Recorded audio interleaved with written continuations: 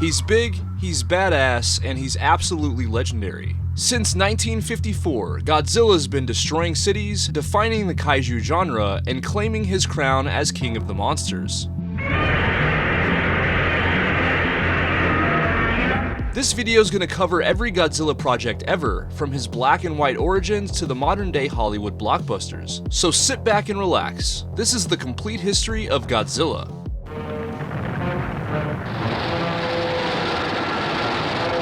In 1954, Godzilla debuted with the dark and suspenseful original film that would revolutionize live-action entertainment throughout the world. This story showcases a series of shipwrecks leading to Godzilla emerging and unleashing absurd levels of destruction upon Japan, causing viewers to confront the true cost of nuclear power. This original Godzilla project was directly inspired by the 1954 Lucky Dragon No. 5 incident, where a Japanese fishing crew was contaminated by US hydrogen bomb testing. This unique premise took the world by storm. This film also featured Takashi Shimura, who was featured in several Akira Kurosawa projects, and this was an excellent cast overall. The film's special effects director was none other than Eiji Tsuburaya, innovator of the suitmation style of filmmaking and future creator of the Ultra franchise, which continued forward with many of the aspects of Godzilla. The Godzilla suit weighed 200 pounds, or about 90 kilograms, and was so hot inside with poor ventilation that Godzilla's suit actor Haruo Nakajima could only last a few minutes before needing a break. In Japan, audiences took the film seriously as an anti-nuclear war film, where supposedly a lot of people cried in the theater due to it being presented as a nuclear horror film, rather than a simple monster movie. Godzilla, King of the Monsters! Incredible Titan of Terror! In America, the film was re-edited and re-released as Godzilla King of the Monsters with Raymond Burr added. The film was a massive box office success in Japan and internationally, grossing over 183 million yen, a record for Toho at the time. Its success spawned the entire kaiju boom of the 1950s and 60s and established Toho as the global leader in special effects filmmaking. Going forward, Toho would immediately start work on sequels. After the success of the original film, Toho released Godzilla Raids Again in 1955, continuing with the dark, serious tone of the first movie. The story follows two pilots who accidentally discover Godzilla on a remote island as he battles a new monster, Anguirus. This marked the first monster vs. monster conflict in the franchise, laying the foundation for future kaiju showdowns. Eiji Tsuburaya returned as special effects director, further refining the suitmation techniques introduced in the first film. Haruo Nakajima portrayed Godzilla once again, working inside another heavy suit to bring the creature's weight and presence to life. Katsumi Tezuka played Anguirus, giving the new monster a fierce and animalistic personality. Their battles were filmed among detailed miniature cities, providing scale and adding realism to the destruction. The tone remained somber, focused on post-war anxiety and the destructive consequences of nuclear power. The film performed well in Japan, but its US release was heavily altered and retitled Gigantus the Fire Monster, which removed a lot of the emotional weight and darker themes. Godzilla Raids Again is notable for expanding the Godzilla universe and proving that the franchise had long-term storytelling potential. From here, Toho began developing a larger world of kaiju, leading directly into the monster crossover films that would define the series for decades.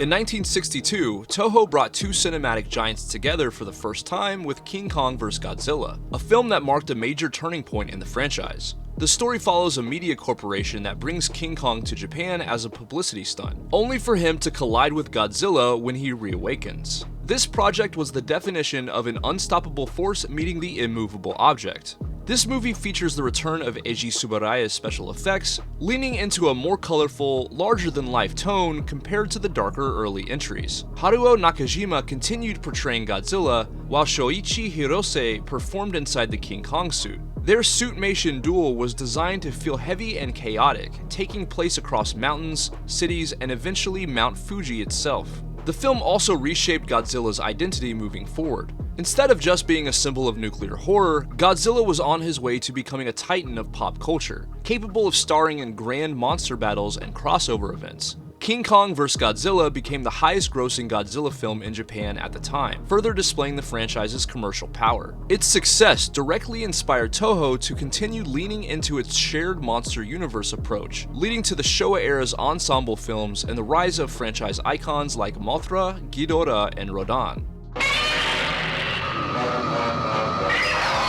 In 1964, Toho released Mothra vs. Godzilla, widely regarded as one of the strongest entries in the early Godzilla series. The film begins with a giant egg washing ashore after a typhoon, which a greedy corporation attempts to exploit. When Godzilla emerges once again, two tiny priestesses called Shobijin plead for humanity to return the egg so Mothra can protect it. This ultimately leads to a clash between Godzilla and Mothra. Haruo Nakajima continued portraying Godzilla, bringing a heavier, more animalistic performance to the role this time. Mothra was brought to life by a combination of puppetry, wirework, and detailed miniature effects to make for a completely unique monster. Eiji Tsuburaya's team put a lot of care into the destruction sequences, especially Godzilla tearing through industrial Japan.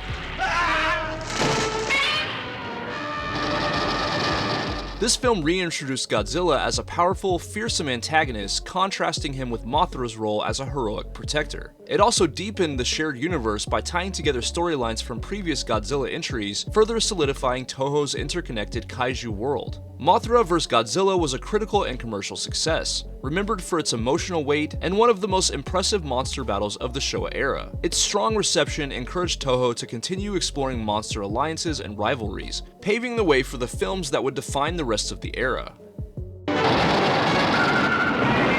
Later in 1964, Toho widened the scope of its kaiju universe with Ghidorah, the three-headed monster, which introduced King Ghidorah, who would become one of Godzilla's most iconic adversaries. The story follows a princess who warns of global catastrophe just as a meteorite hatches into the golden three-headed space dragon Ghidorah. This film saw Godzilla transition from a destructive villain into a reluctant protector. Haruo Nakajima again portrayed Godzilla, while Rodan returned with updated effects. King Ghidorah's portrayal combined wire-controlled heads, impressive costume design, and pyrotechnics, creating a monster that felt otherworldly and overwhelming. The Shobijin once again served as emotional anchors of the story.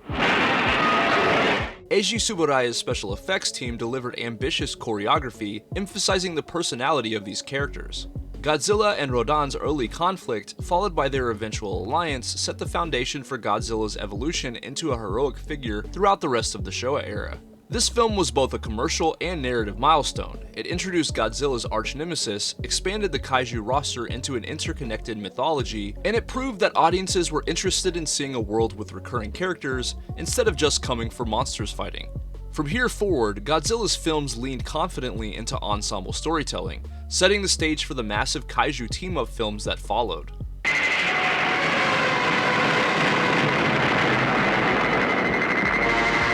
In 1965, Toho expanded the Godzilla universe into full science fiction territory with Invasion of Astro Monster. The story follows astronauts who make contact with an alien race from Planet X, who claim they need help defeating King Ghidorah. Godzilla and Rodan are transported into space to help them, but the aliens soon reveal a plan to control all three monsters and conquer Earth. Haruo Nakajima once again performed as Godzilla, with more expressive movements and personality. The film also starred American actor Nick Adams, whose enthusiastic performance helped market the movie internationally. King Ghidorah returned as the central threat, brought to life by complex wirework and synchronized suit acting to make the monster's eerie, otherworldly presence come to life. This film marks one of the earliest examples of Godzilla being framed as a cultural icon rather than just a destructive force. The moment where Godzilla performed a victory pose became a famous pop cultural image, reflecting the franchise's gradual shift towards lighter, more fantasy-focused storytelling during the Showa era. Invasion of Astro Monster was successful both in Japan and overseas, once again proving that Godzilla could thrive in global markets. The success encouraged Toho to continue blending sci-fi elements with monster combat in an ongoing continuity, leading directly into the absolutely loaded kaiju films that defined the late 1960s and 1970s.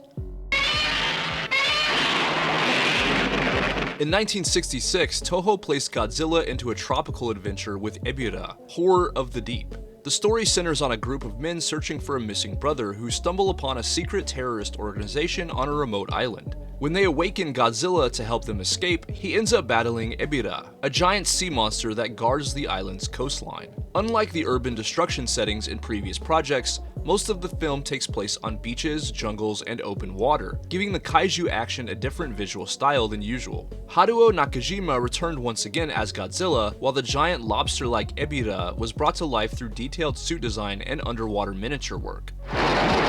The shift in environment allowed Eiji Tsuburaya's effects team to experiment with new techniques, particularly water-based combat and unique set pieces. This movie also features Mothra in a brief but important role, reinforcing the interconnected kaiju universe established in earlier films. The tone continued the trend towards lighter, more adventurous storytelling, with Godzilla portrayed more as a reluctant hero rather than just a destructive monster. While Ebirah Horror of the Deep didn't reach the same critical heights as earlier entries, it was financially successful and showed that Godzilla films could explore new genres and formats. This experimentation helped keep the franchise fresh, setting the tone for the more playful and fantasy-focused direction of the late Showa era.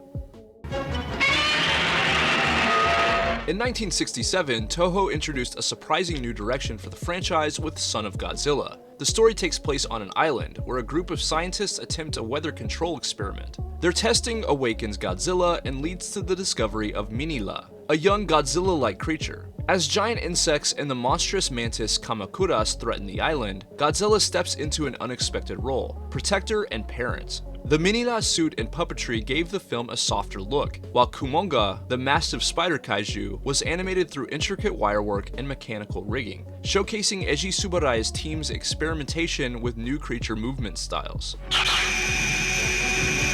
The tone marked a clear move by Toho towards family-friendly adventure. While some longtime viewers were surprised by the gentler storytelling, the film resonated with younger audiences and became a foundational entry in depicting Godzilla as a heroic and sympathetic figure rather than a symbol of terror. Son of Godzilla helped solidify the franchise's broader appeal and demonstrated Toho's willingness to evolve Godzilla to match cultural shifts of the late 1960s. This direction paved the way for the more colorful, team-focused kaiju films that would define the next stage of the Showa era. In 1968, Toho delivered one of the most ambitious films of the Showa era with Destroy All Monsters. Set in the near future, the world's kaiju are peacefully contained on Monsterland, a controlled island environment. When an alien race called the Kilax seizes control of the monsters, they unleash Godzilla, Rodan, Mothra, Anguirus, and others upon major cities worldwide. Eventually, humanity fights back, freeing the monsters just in time for them to unite against King Ghidorah in a climactic final battle. This film brought together nearly every major kaiju introduced up to that point, making it a milestone crossover well before shared universes became common. Haruo Nakajima once again portrayed Godzilla, delivering a commanding presence amid large-scale team-based monster choreography. The effects work featured massive miniature cityscapes, coordinated wire puppetry, and multi-suit action sequences, showcasing the peak of Eiji Tsuburaya's suitmation style. Destroy All Monsters was originally intended to serve as the grand finale of the franchise, wrapping up years of interconnected storylines and character arcs. The film was a commercial success and became a fan favorite, especially internationally. Its legacy shaped how future Godzilla crossover films would be structured, proving once again that the kaiju ensemble format had undeniable staying power. In 1969, Toho released All Monsters Attack, a film aimed primarily at younger audiences during a period when the studio was facing tighter budgets. The story follows a young boy named Ichiro who escapes from his mundane life by dreaming about Monster Island. There, he befriends Minilla, and the film parallels their journeys, blending real-world struggles with kaiju fantasy as Godzilla teaches Minilla how to fight back against bullies like the monster Gabara. Much of the monster footage in the film was reused from earlier entries, particularly Son of Godzilla and Ebirah Horror of the Deep, due to financial limitations. However, Haruo Nakajima still provided new scenes that emphasized Godzilla's protective and mentor-like role. While All Monsters Attack was met with mixed reception, especially from older fans, it resonated strongly with children and reflected the culture of the late 1960s Japan. Over time, the film gained appreciation for its unique place in the franchise as the most explicitly character-driven entry of the era. This film showed that Godzilla could adapt to different tones and audiences. In 1971, Toho took the Godzilla series in a bold new direction with Godzilla vs. Ghidorah. The story introduces Ghidorah, a creature that feeds on pollution and grows into a grotesque sludge monster as industrial waste spreads across Japan.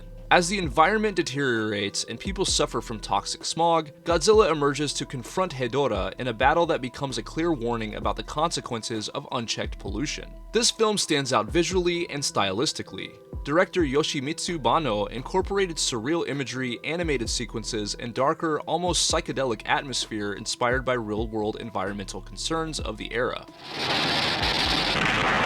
Haruo Nakajima portrayed Godzilla with renewed intensity, while Ghidorah was brought to life through a mix of suit acting, puppetry, and practical effects. Unlike the lighter tone of the films immediately before it, Godzilla vs. Ghidorah returned to a more ominous message-driven narrative, similar to the original Godzilla from 1954. The final battle was a sequence that became one of the most memorable moments in the franchise. Over the years, this film earned a cult following for its creativity, strong environmental themes, and willingness to challenge the audience's expectations. But Toho considered the film too experimental, and they quickly pivoted back to a more straightforward style going forward.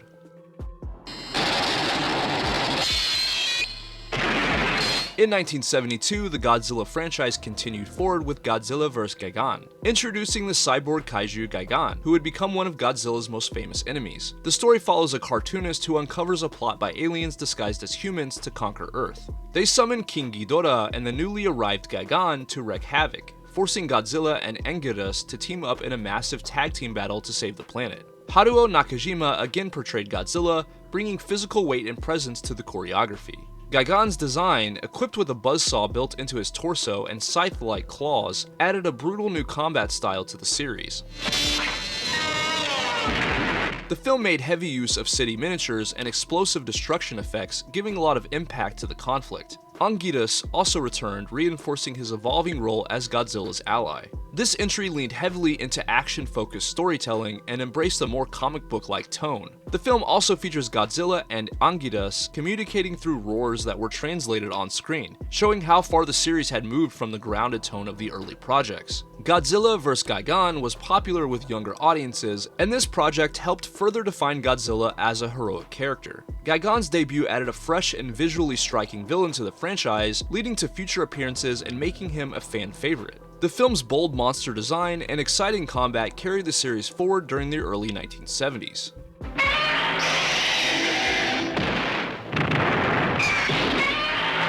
In 1973, Toho fully embraced a kid-friendly tone with Godzilla vs. Megalon. The story follows an underground civilization called Seatopia who've become angered by pollution and nuclear testing on the surface world. In retaliation, they unleash Megalon, a giant beetle-like kaiju, to destroy humanity. In order to stop him, a pair of inventors call on Jet Jaguar, a robot who grows into a giant and teams up with Godzilla to battle Megalon and Gigan in a tag team battle. Godzilla fully embraces the hero role, fighting to protect Earth instead of acting as a threat. Jet Jaguar was originally designed through a Toho-sponsored contest for kids. Suitmation choreography was more stylized and exaggerated than usual, with a fun style that was reminiscent of pro wrestling. The film was produced with a lower budget and reused effect shots from earlier movies, but its bright tone, colorful designs, and energetic monster battles made it memorable for audiences. Although Godzilla vs. Megalon received mixed reviews at the time, it eventually gained cult status, especially in Western markets through TV syndication and home video. Its over-the-top charm and lighthearted energy made this project peak 1970s Godzilla.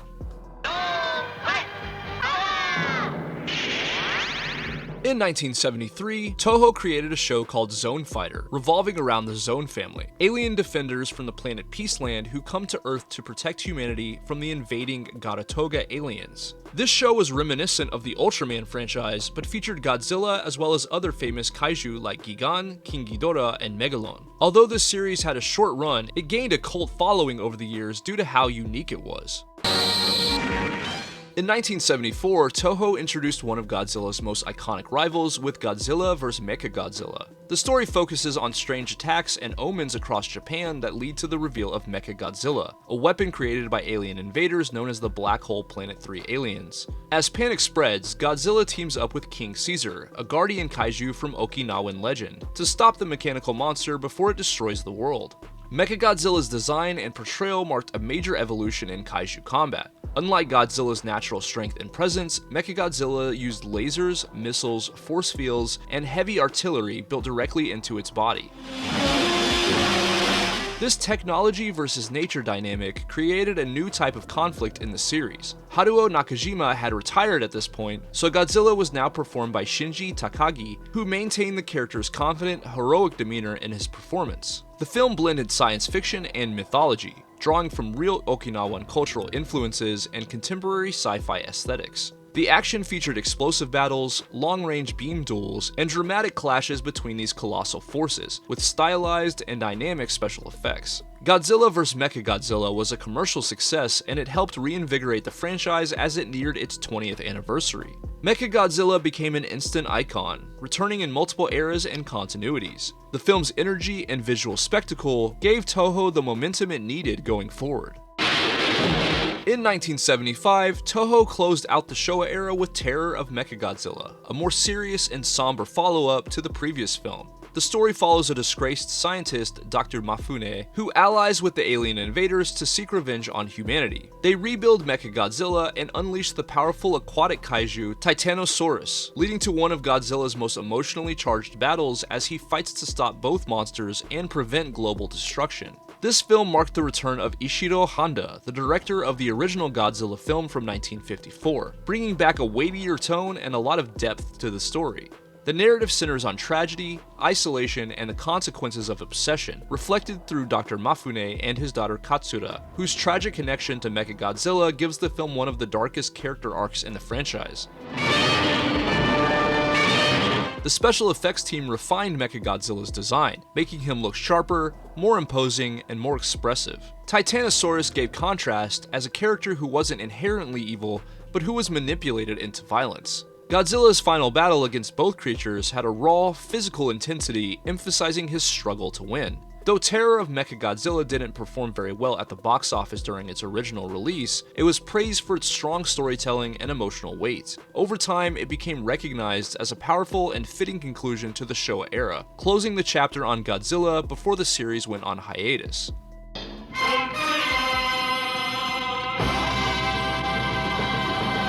In 1978, Godzilla made the jump to Saturday morning TV with Godzilla the Animated Series, produced by Hanna-Barbera. The show follows a research crew traveling the oceans aboard a ship, accompanied by Godzilla, who can be summoned via a signal device whenever danger arises. This version of Godzilla was redesigned with a more upright posture and softer features. He communicated through recognizable roars and often emerges dramatically from the ocean to rescue the crew. The show also introduced Godzuki, a small, comical relative of Godzilla, who provided lighthearted moments and served as a character that younger viewers could connect with.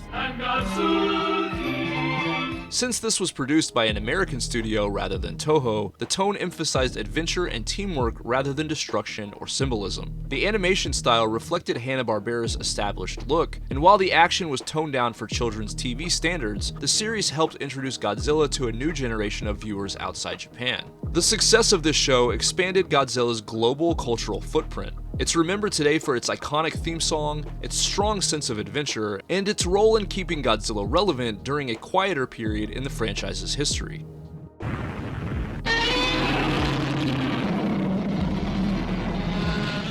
The return of Godzilla marked a full reboot of the franchise, ignoring all previous sequels and acting as a direct follow-up to the 1954 original. In this film, Japan finds itself facing Godzilla's reappearance after he's been gone for decades, triggering political tension as both the United States and the Soviet Union pressure Japan to let them use nuclear weapons to stop the monster. The film leans heavily into Cold War themes, presenting Godzilla as an uncontrollable natural force rather than a hero. Godzilla's new design is larger, heavier, and more menacing, with smaller eyes and a more deliberate movement style that brought a terrifying new presence to the King of Monsters. The tone is notably darker and more grounded than the Showa era, focusing on the government and the media's response to what was happening. The climax features Japan deploying the experimental weapon Super X, a heavily armored aircraft designed specifically to counter Godzilla, representing full-scale military escalation. This film relaunched Godzilla for modern audiences and set the tone for the Heisei era. More serious, more political, and with Godzilla reimagined as a terrifying, awe-inspiring force. Godzilla vs. Biollante continued the Heisei era's more serious tone by exploring the topic of genetic engineering and the ethical dangers of scientific ambition. The story follows a grieving scientist who, after losing his daughter, attempts to preserve her memory by splicing her cells with a rose and Godzilla's DNA. The result is Biollante, a massive plant kaiju that evolves into increasingly monstrous forms. Meanwhile, Godzilla escapes captivity, drawn toward the creature by their shared genetics. The film combines emotional tragedy with real-world science themes, reflecting late 1980s anxieties about biotechnology. Biollante's design was strikingly original, shifting away from the traditional reptilian kaiju style and emphasizing something more alien and unique. Godzilla retained his imposing, destructive presence, depicted as a natural force rather than a villain or hero. Since the film's initial release, it's gained widespread acclaim for its bold creativity, dramatic story, and complexity. Today, Godzilla vs. Biollante is remembered as one of the most unique and artistically ambitious entries in the franchise.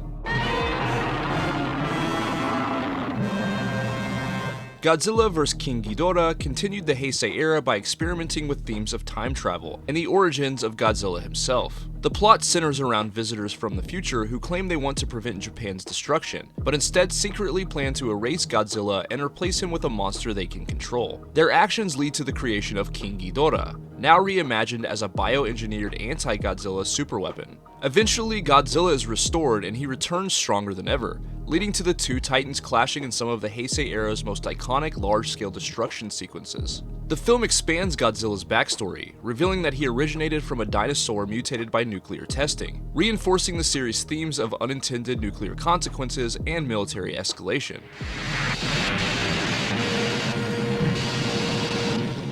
King Ghidorah's later transformation into Mecha King Ghidorah raises the stakes even further. Though the film was somewhat controversial for its depiction of wartime history, it was a major box office success and solidified Godzilla's role as a cultural symbol of power and resilience. Today, Godzilla vs. King Ghidorah is remembered for its ambitious storytelling, bold reinterpretation of the series' origins, and one of the franchise's most memorable monster rivalries.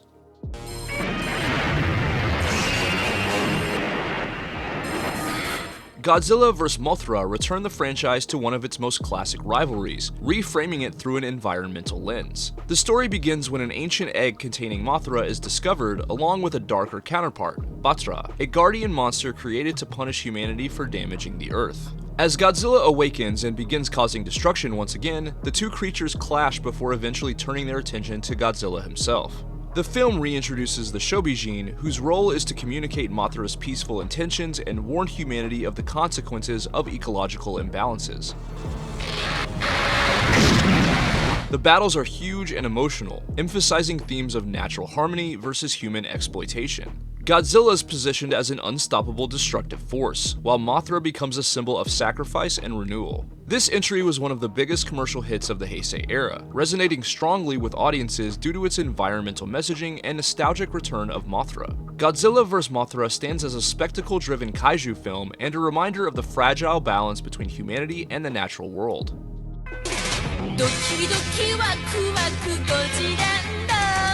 In 1992, Godzilla took an unexpected turn with Godzilland, or Godzilland, a series of educational specials aimed at young children. Instead of destructive terror, this version of Godzilla is a friendly cartoon dinosaur who sings, plays, and teaches lessons alongside cartoon versions of other kaiju, like Mothra, Rodan, Anguirus, and Ghidorah. The goal wasn't action or drama, it was to help kids learn numbers, shapes, and social skills. This project reflects how deeply Godzilla had become a cultural icon in Japan. By this point, the character wasn't just a monster, he was a mascot. Toho embraced the idea that Godzilla could be many things to many audiences, including a fun children's character. The tone of the show was playful, and it featured a lot of sing-alongs. While completely different from any standard Godzilla film, Godzilland is remembered fondly for showing the franchise's flexibility. It represents the era where Godzilla wasn't just a movie monster, he was a beloved part of everyday Japanese pop culture.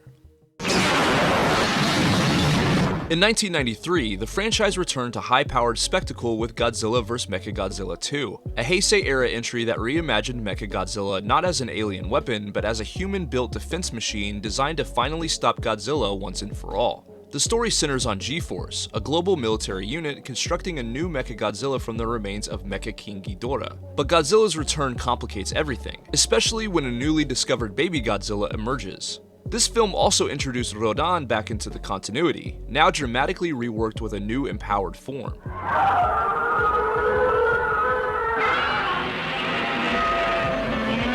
The narrative about baby Godzilla forming connections with humans and Godzilla protecting it helped audiences see Godzilla as a living creature with instinct and purpose, rather than just a destructive monster. The special effects team delivered some of the best suitmation and miniature work of the era, with MechaGodzilla's bulky military-industrial design standing out as one of Toho's most ambitious creations ever. The movie performed strongly and reinforced the Heisei series as a more serious, character-driven continuity. Going forward, this shift in tone allowed Godzilla to evolve into a conflicted guardian, a theme that would define the remainder of the Heisei era. In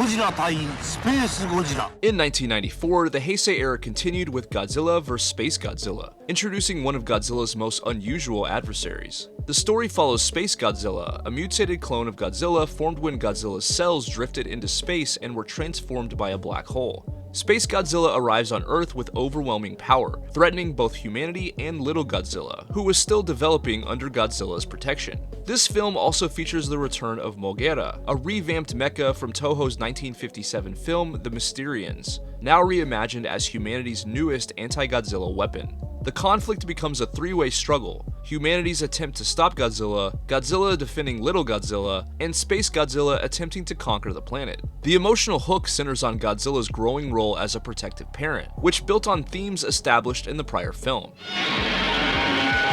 While reactions were mixed, the movie stands out for its ambitious premise, striking monster designs, and the memorable visual contrast between Godzilla's raw power and Space Godzilla's crystal-based abilities. The film continued the Heisei-era trend of developing Godzilla as more than just a force of destruction, setting the stage for the series' final arc.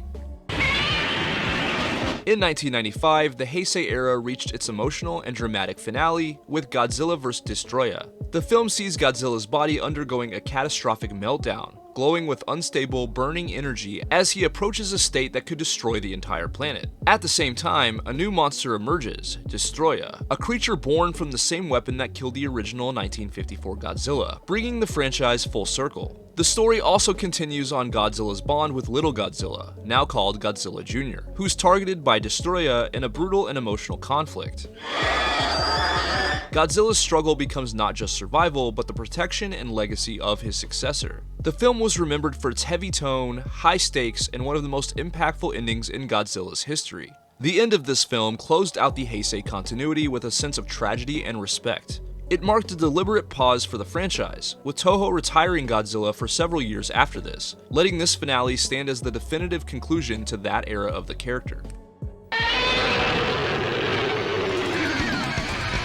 From 1997 to 1998, the franchise took a unique turn with Godzilla Island, a daily short-form TV series composed of nearly 250 episodes. Instead of using actors in suits or animation, the show was filmed using detailed action figures. The story takes place on Godzilla Island, a place where Earth's kaiju live in relative peace, until alien invaders begin causing trouble, prompting Godzilla and his fellow monsters to defend their home. The cast of creatures is massive, featuring nearly every major Toho kaiju of the era: Godzilla, Rodan, Mothra, Anguirus, King Caesar, and many others, plus several new kaiju made specifically for the show. The series embraced serialized storytelling, strong characters, and a surprisingly playful tone. Godzilla Island reflects just how culturally embedded Godzilla had become in Japan. This wasn't about destruction or horror, it was about fun. The show was inexpensive to produce, but it turned Godzilla into a staple of TV, just like he had become in movies.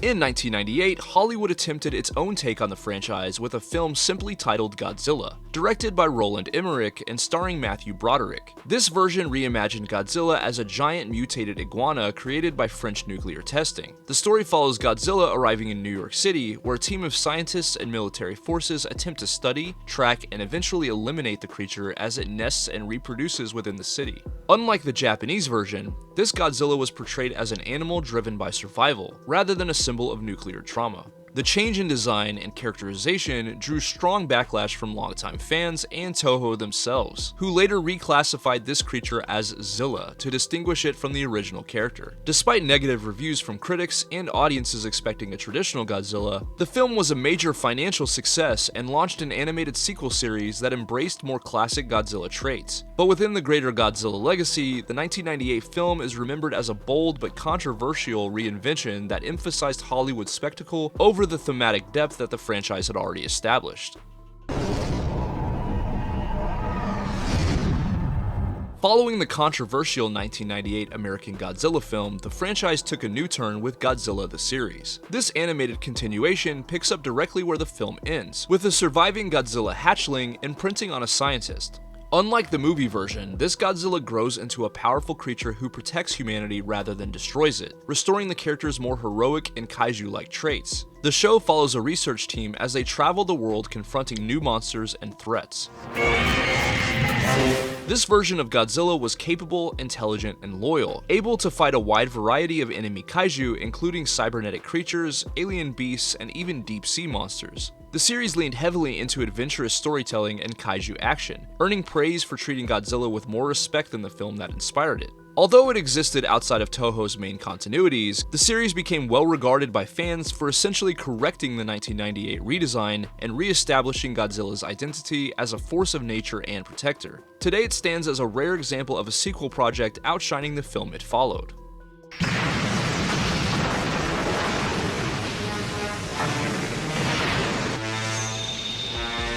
In 1999, the franchise returned to Japan with Godzilla 2000 Millennium, marking the start of a brand new continuity separate from the Heisei era. This film re-established Godzilla as an unpredictable force of nature, while also introducing a new human organization, the Godzilla Prediction Network, dedicated to studying and tracking him rather than destroying him. The story centers on an ancient alien probe that awakens, evolves, and ultimately transforms into the Kaiju Orga, leading to a dramatic clash with Godzilla. The film was a deliberate response to the 1998 American adaptation, returning Godzilla to his powerful, territorial, and awe-inspiring roots. Godzilla's design featured sharper dorsal plates, a more rugged body, and a dramatic spine glow during his atomic breath, becoming one of the most recognizable looks of the Millennium era. While not a massive blockbuster, the film succeeded in resetting the tone of the series and restoring audiences' trust. Godzilla 2000 proved that Godzilla's core identity still resonated with fans. It opened the door for the Millennium series to explore bold standalone interpretations of Godzilla, each one reinventing the lore in its own distinct way.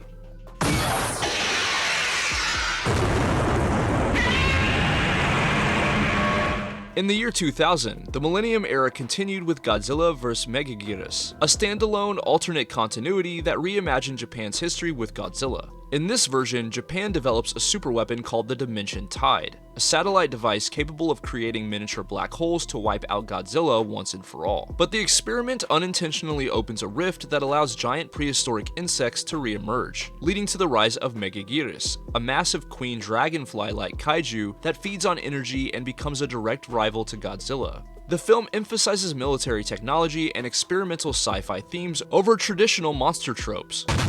Godzilla's personality here is aggressive and territorial, while MechaGodzilla is swift, predatory, and almost parasitic, leading to a unique kaiju battle. The human side of the story centers on an anti-Godzilla strike unit seeking revenge, adding emotional stakes to the conflict. This film is remembered for its unique monster choreography, practical effects, and its bold attempt to explore new science fiction ideas. It continued the Millennium trend of restarting continuity for each new film, allowing the franchise to stay fresh and experimental.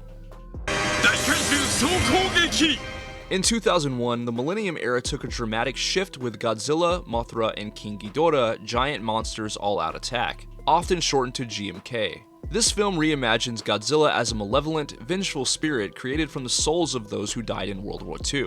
returning to punish modern Japan for forgetting its past. In this continuity, Mothra, King Ghidorah, and Baragon are recreated as ancient guardian beasts destined to defend Japan from Godzilla's wrath. Unlike other projects where Godzilla is neutral or just misunderstood, GMK portrays him as deliberately destructive and almost supernatural, with glowing white eyes and a relentless presence. The battles are intense and tragic, with the guardian monsters fighting not out of aggression but duty, as Godzilla leaves devastation in his wake. This project was directed by Shusuke Kaneko, known for revitalizing the Gamera franchise. GMK is widely regarded as one of the strongest and boldest reinterpretations of Godzilla's character, proving that the franchise could still deliver powerful thematic impact while reinventing itself for modern audiences. In 2002, Godzilla against MechaGodzilla brought the King of Monsters back in one of Toho's most inventive reimaginings yet. Directed by Masaki Tezuka, the film exists in an alternate timeline where only the 1954 Godzilla is canon. After decades of peace, a new Godzilla emerges to threaten Japan once more, prompting the government to construct a powerful biomechanical weapon built with the bones of the original Godzilla, codenamed Kiryu. When Godzilla returns, Kiryu is unleashed, but the spirit of the original monster within the machine awakens, causing it to go berserk and reminding humanity of the dangers of tampering with nature. The cast here was great, and they added emotional depth and a sense of realism to the sci-fi spectacle. Godzilla against MechaGodzilla stood out for its sleek visual effects, impressive suit design, and grounded military drama. The Kiryu design quickly became a fan favorite, blending classic MechaGodzilla elements with modern technology. While not the highest-grossing Godzilla film of the era, it received strong praise for its tone, character-driven story, and spectacular battles, leading directly into its sequel and cementing Kiryu's legacy as one of the most beloved MechaGodzillas in the franchise.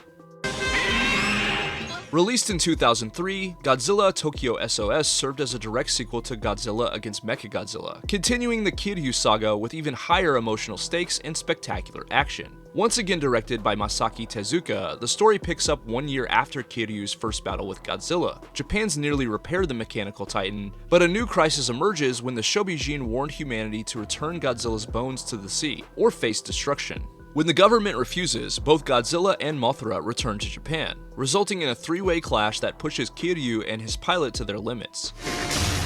Visually, Tokyo SOS is one of the most polished entries in the Millennium series, blending practical effects and miniature work with refined suitmation. The emotional highlight comes in Kiryu's final act of self-awareness, choosing to carry both himself and Godzilla into the ocean, allowing the monster's souls to finally rest. With its strong themes of respect for the dead, responsibility towards nature, and redemption, Godzilla Tokyo SOS became a fan favorite, often hailed as one of the most heartfelt and masterfully executed films of the Millennium era.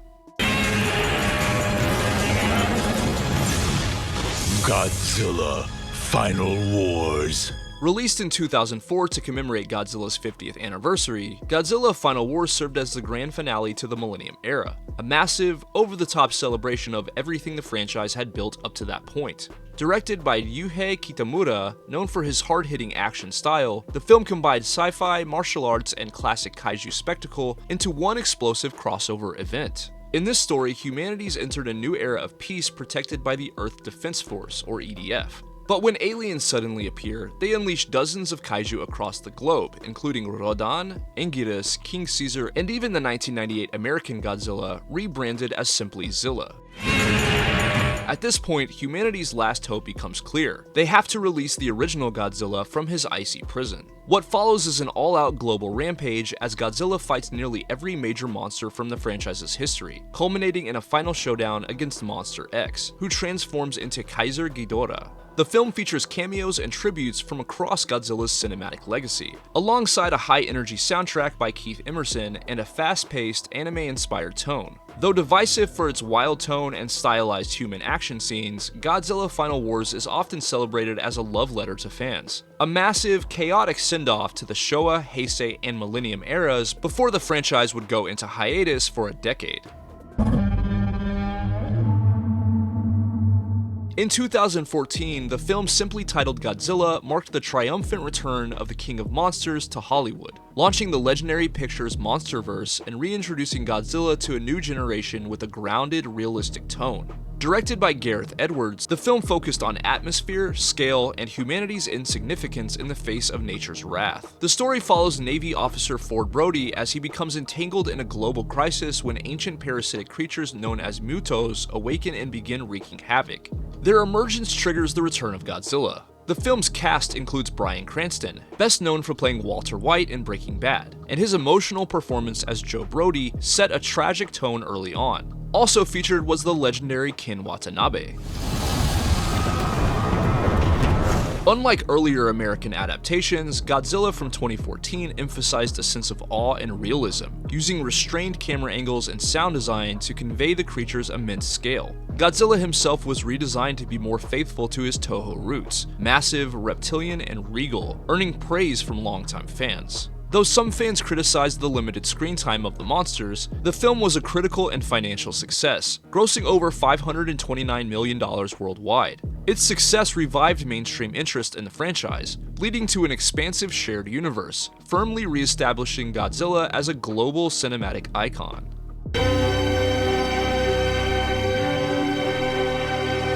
2016's Shin Godzilla was a bold reinvention of the franchise. This was a complete reboot that returned Godzilla to his Japanese roots. The story follows Japan's government as they scramble to respond when Godzilla emerges from Tokyo Bay and devastates the city. Told through the lens of bureaucracy, the film focuses on government officials and scientists desperately trying to understand and contain the creature, culminating in a plan to freeze it before it can evolve further.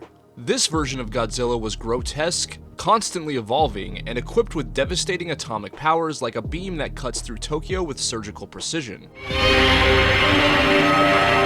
The film also heavily draws from Japan's real-world experiences with the 2011 Fukushima disaster and Tohoku earthquake, making its political undertones all the more powerful. Shin Godzilla was a massive success, winning awards like Best Picture and Best Director, and reigniting Toho's Godzilla legacy with a serious modern edge. Its mix of realism, social commentary, and horror-focused cinematography made it one of the most critically acclaimed Godzilla films ever. Godzilla.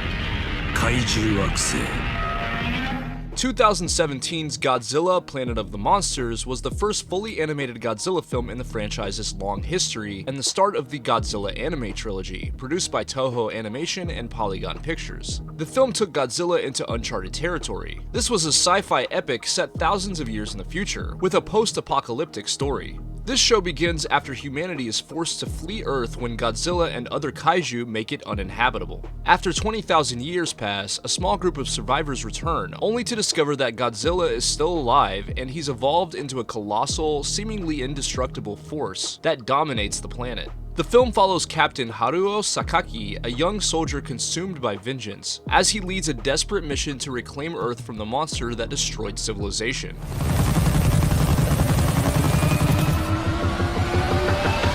This version of Godzilla, known as Godzilla Earth, is the largest version of the creature ever depicted, at 300 meters tall. Unlike traditional portrayals, he's a godlike creature with metallic skin and the ability to manipulate electromagnetic energy. The film's tone is dark and philosophical, focusing less on kaiju brawls and more on humanity's relationship with technology and nature. Planet of the Monsters had mixed reviews. It was praised for its visuals and ambition, but criticized for pacing and limited action. It was a bold experiment that expanded Godzilla's mythology into new territory. Its relative success led directly to 2 sequels.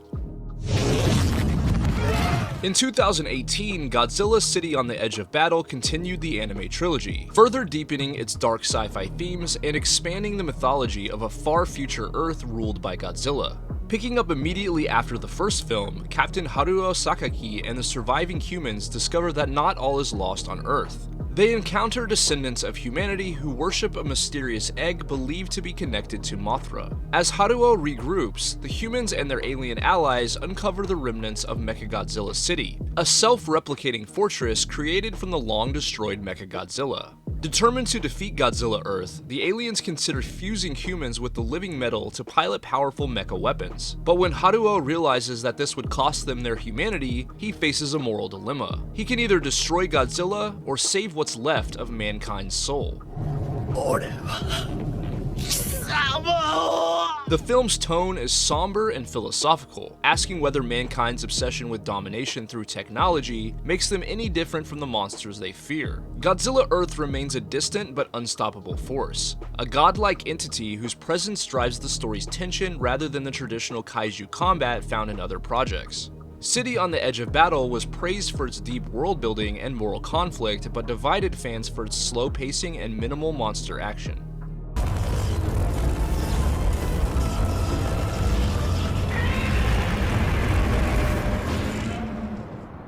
2018's Godzilla the Planet Eater serves as the dramatic conclusion to Toho's Godzilla anime trilogy, bringing its saga to an apocalyptic end. After the destruction of MechaGodzilla City, humanity's alliance begins to fracture. An alien priest that guided Haruo since the beginning reveals his true motive: to summon his god, Ghidorah, a colossal extra-dimensional being worshipped as a destroyer of worlds. Godzilla Earth is drawn into battle with Ghidorah in a fight that transcends time and space.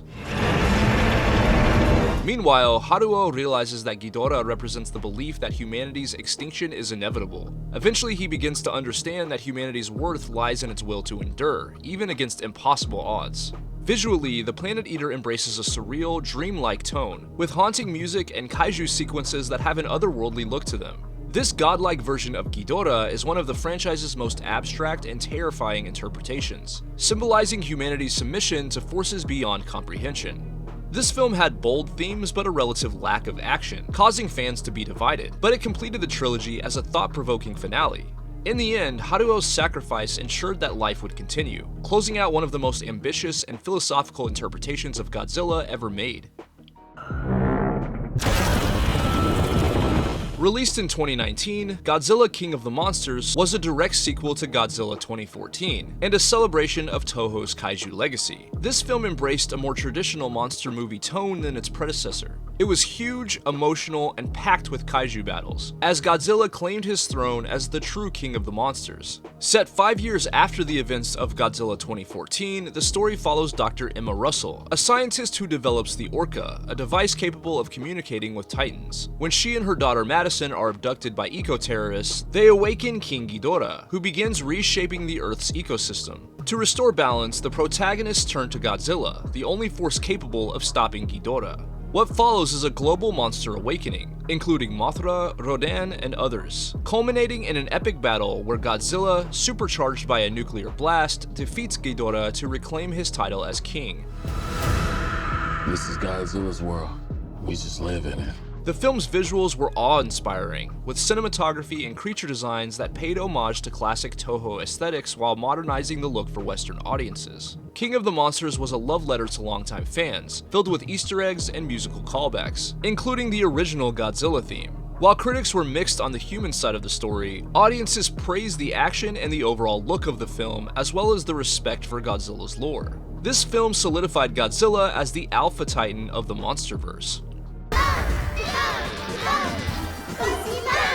In 2019, Gojiban or Gojiban debuted as a playful, educational TV series that brought Godzilla into the homes of younger audiences in a completely new way. Unlike the destructive monsters seen in the films, this series reimagines Godzilla as a fun, approachable character who explores life, teamwork, and problem-solving alongside a cast of human and kaiju friends. The short episodes feature clever humor, interactive lessons, and occasional nods to classic kaiju, making it entertaining and educational for children. The show also features guest appearances from other monsters like Rodan and Mothra to spice things up. Gojiban was praised in Japan for successfully introducing Godzilla to a new generation, keeping the franchise relevant while staying true to its roots. Its continuing run demonstrates Godzilla's versatility, showing that the King of Monsters can terrify and entertain audiences of all ages. In 2020, Godzilla Appears at Godzilla Fest premiered as a short film celebrating Toho's annual fan event and the enduring legacy of the King of Monsters. Unlike traditional Godzilla films, this short was designed as a festival showcase, highlighting Godzilla in a project built around spectacle instead of a story-driven narrative. The film features Godzilla making a grand appearance at the festival. This short paid homage to classic Godzilla films while celebrating the character in a lighthearted, fan-focused premise. Premiering during the online Godzilla Fest 2020, it reached audiences worldwide and reinforced Godzilla's continued relevance, showing that even in brief appearances, the King of Monsters can captivate and entertain.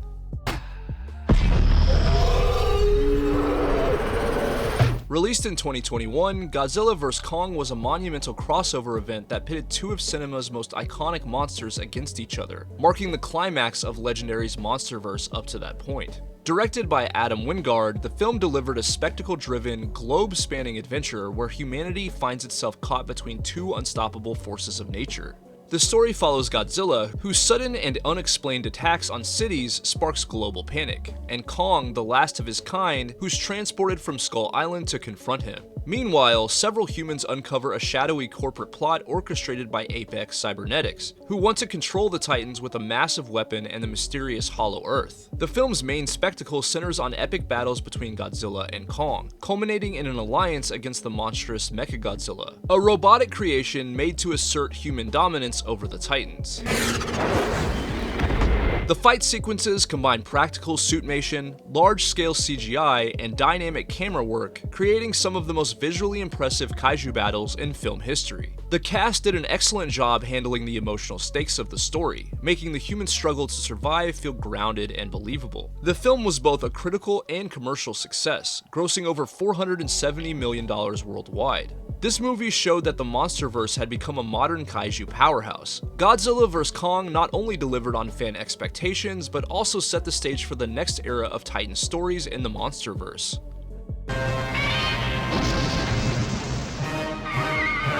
2021 saw the release of Godzilla vs. Ghidorah, a short film celebrating the 50th anniversary of the classic 1971 movie of the same name. This reimagining brought the toxic, pollution-based monster Ghidorah into the modern age, creating a dynamic and visually striking confrontation with Godzilla. The short showcases Godzilla's iconic power and atomic breath as he battles the ever-morphing, hazardous creature, emphasizing spectacle and classic kaiju action instead of a complex human narrative. This short paid homage to the original Ghidorah film, while giving fans a fresh take on one of Godzilla's most unusual enemies. It premiered as part of Fest Godzilla 2021, entertaining fans with its bright, chaotic energy and environmental undertones, showing that even decades later, Godzilla remains a powerful symbol of nature's wrath. The short was celebrated for its creativity, faithful nods to Toho's history, and ability to balance nostalgia with modern effects, reinforcing the ongoing popularity of the Fest Godzilla series and Godzilla's enduring appeal as the king of monsters.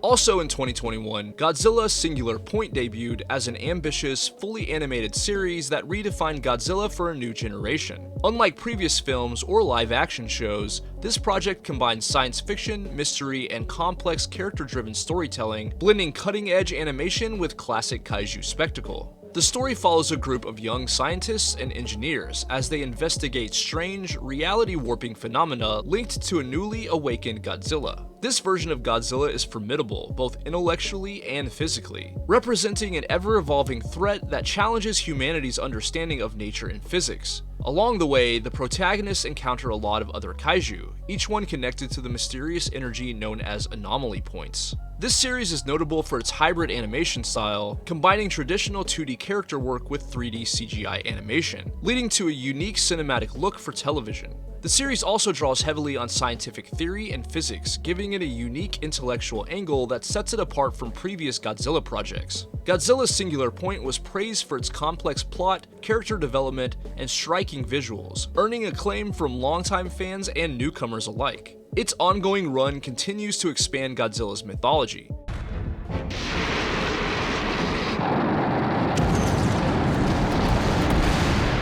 In 2022, Godzilla vs. Gigan Rex premiered as a high-energy short film in the Fest Godzilla series, bringing together classic kaiju action with modern effects for fans of all ages. This installment focused on Godzilla facing a terrifying new version of Gigan, upgraded into the deadly Gigan Rex, whose enhanced claws, jet propulsion, and cybernetic augmentation made him a formidable threat to humanity and the king of monsters alike. When Gigan Rex attacks, Godzilla rises to confront him, delivering spectacular battles across miniature cityscapes and digital environments. The short emphasized fast-paced monster action, and it's a pure spectacle. This film utilized classic Toho filmmaking techniques while at the same time incorporating modern visual styles. Fans loved the new upgrade to Gigan, resulting in a visually striking battle that remained true to the spirit of the franchise. Godzilla vs. Gigan Rex was released during Fest Godzilla 2022 and received praise for its thrilling action, nostalgic callbacks, and celebration of Toho's monster legacy.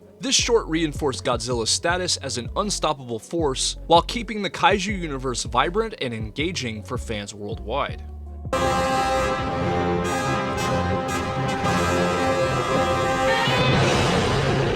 In 2022, Godzilla Fest 3 Gigan Attacks debuted. This was another short film that was part of Toho's ongoing Fest Godzilla series, celebrating the franchise's legacy. This installment brought one of Godzilla's most iconic foes, Gigan, back to the spotlight as he battled the King of Monsters. In this project, Gigan attacks the city, leaving destruction in his wake, and Godzilla rises to defend humanity.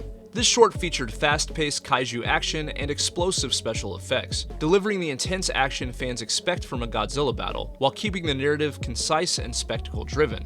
Produced with a combination of classic and modern special effects, this project added cool new touches to Gigan's design, making him look even more menacing and dynamic. Gigan Attacks was another triumph by Toho, and it gave fans another short but memorable Godzilla project to be excited about.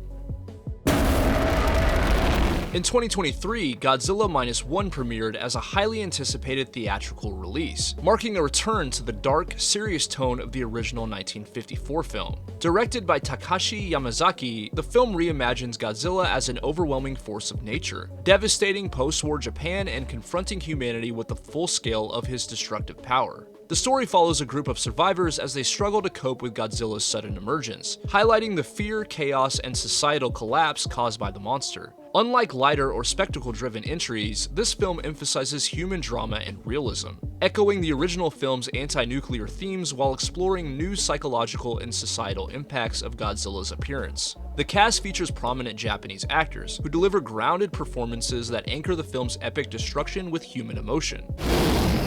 Godzilla's design is imposing and terrifying, blending traditional suitmation-inspired aesthetics with modern visual effects to create a creature that's familiar but terrifying. Godzilla Minus One was praised for its gritty atmosphere, visual style, and serious storytelling, earning it acclaim from critics and longtime fans alike. Its release proved that the King of Monsters can still inspire fear more than 70 years after his debut.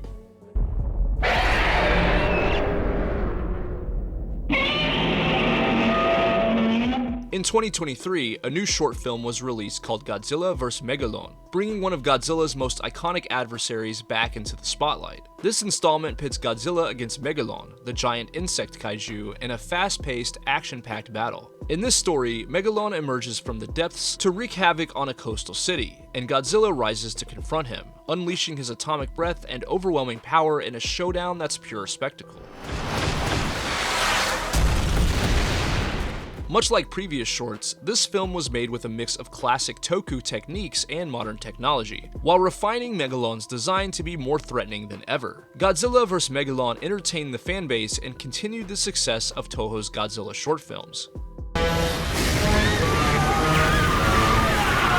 Next up was another short called Godzilla Fest 4 Operation Jet Jaguar. This film brought back the King of Monsters in a project that leaned into the nostalgia and spectacle that the series had become known for. The story follows Godzilla as he faces a threat to a Japanese city, only to be joined by Jet Jaguar, the classic robot from the Showa era. Together they fight to protect humanity, delivering a fun and action-packed kaiju showdown with the style and energy of the classic monster films. Premiering during Godzilla Fest 4, this fast-paced short film paid homage to Toho's long legacy, and it was a respectful callback to the Showa era.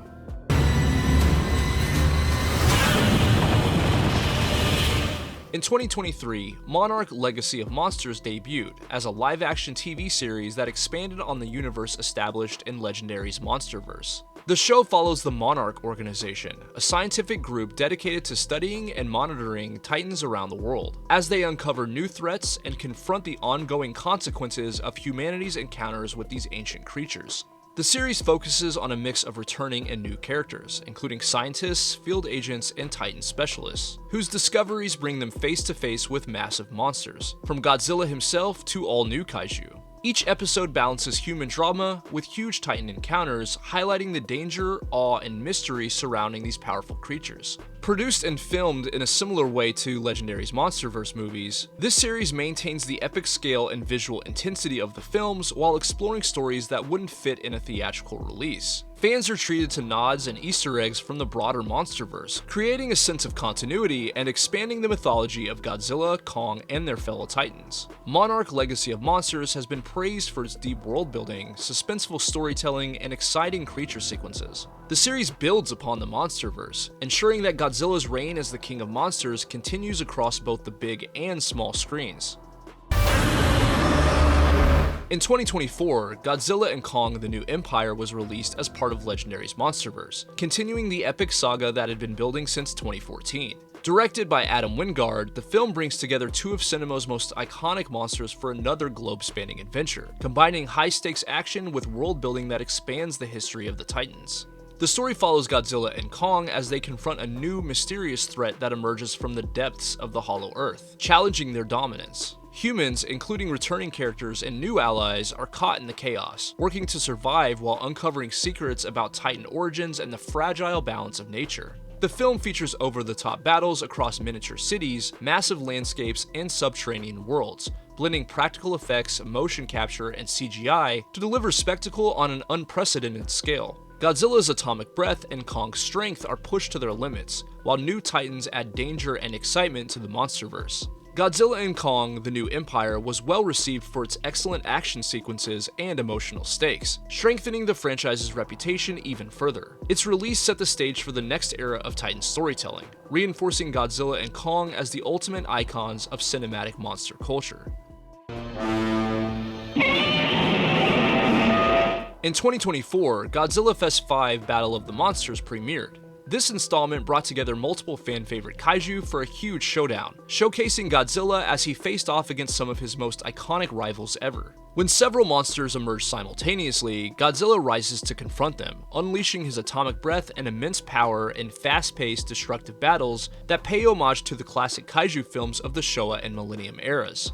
This short showcases monster action and spectacle, with minimal human narrative, focusing entirely on Godzilla's role as the king of monsters. Battle of the Monsters reaffirmed Godzilla's lasting legacy, proving that even in a brief, festival-focused film, the king of monsters can absolutely dominate screens and captivate audiences worldwide.